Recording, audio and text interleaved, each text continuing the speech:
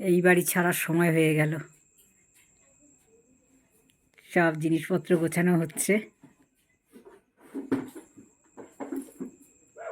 সব ফাঁকা ঢাকা করে নিয়েছি।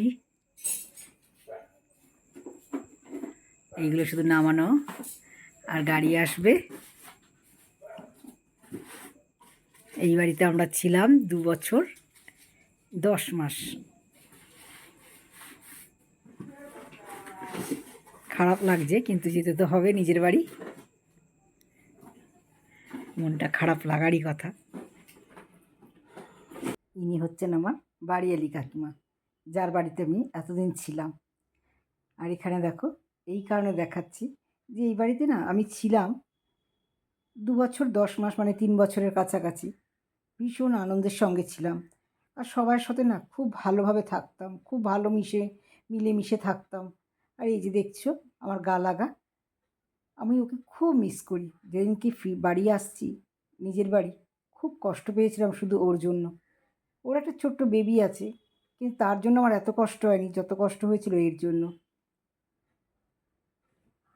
তো যাই হোক, দেখো এদের প্রতিটা অকেশনে, প্রতিটা আনন্দের মুহূর্তে আমরা এদের সঙ্গে থাকতাম। তা এদের দেখো, এখানে এই যে একটা বার্থডে পার্টি ছিল এর ছেলের, কেয়ার ছেলের, বুঝেছ? তা ওখানে খুব আনন্দ করেছিলাম।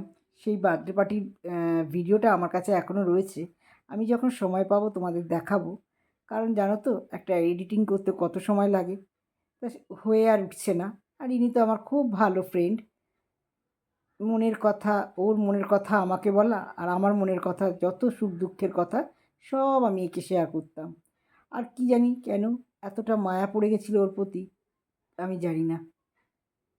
এই যে দেখছো সোনামা, সারাক্ষণ আমার ঘরেতেই থাকতো, আমার কাছে আসতো, আমাকে ভালোবাসতো, আদর করতো। হুম। তা একটু কষ্ট হয়েছে আসার সময়, মনটা খুব ভার হয়েছিল, কিন্তু কিছু তো করার নেই। তো চলো, আজ এই পর্যন্ত। আবার দেখা হবে অন্য একটি ব্লগে।